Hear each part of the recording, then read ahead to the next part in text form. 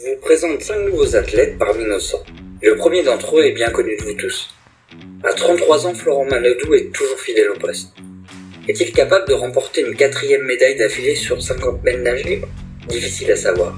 Ce qui est certain, c'est que c'est un homme de grand rendez-vous. Après tout, l'Américain Anthony Irvine l'avait devancé pour l'or aux Jeux de Rio à l'âge de 35 ans. Et s'il est performant au championnat de France sur 100 mètres, il pourrait également être prétendant à la médaille sur 4 x 100 mètres 4 nages, aux côtés de Léon Marchand et Maxime Grousset.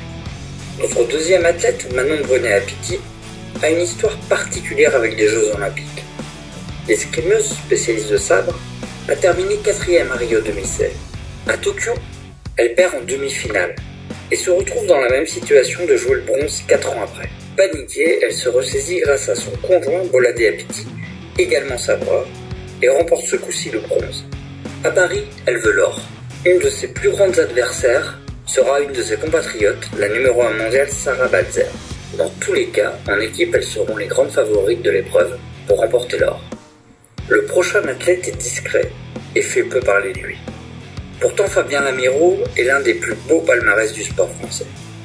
4 fois champion paralympique de paratennis de table en simple et par équipe. Il pratique en fauteuil et se caractérise par un mental d'acier et un caractère de gagnant. Il lui faudra bien cela pour battre une 3e fois au jeu son grand rival, le Polonais Rafał Czubak.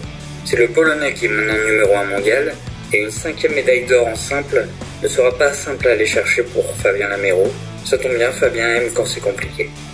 Elle fait tellement partie du paysage du sport français maintenant qu'on en oublierait presque que la Haut-Savoyarde Loana Lecomte n'a pas dépassé 25 ans. Elle est évidemment prétendante à une médaille en VTT cross-country.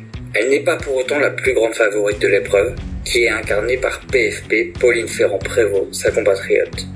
Mais si on rêve tous du même doublé qu'elles ont réalisé au championnat du monde l'été dernier, pour les Jeux de Paris, restons humbles. N'oublions pas qu'elles étaient également favorites à Tokyo, et que ni l'une ni l'autre n'est montée sur le podium. Je suis pour que l'histoire ne se répète pas. Enfin, on termine avec Anthony Jeanjean, spécialiste du BMX freestyle. Double champion d'Europe et médaillé de bronze au championnat du monde 2022, il aura probablement le run pour la médaille dans les jambes. Mais n'oublions pas que ce sport est à risque et que le Français avait chuté lors de ses 2 runs au championnat du monde 2023. Alors message à Anthony, on veut voir ton plus beau BMX à Paris, donc interdit de te mettre le cul par terre. Allez, un petit effort, on s'abonne à la chaîne pour découvrir d'autres athlètes français qui méritent que l'on s'intéresse à eux. À bientôt.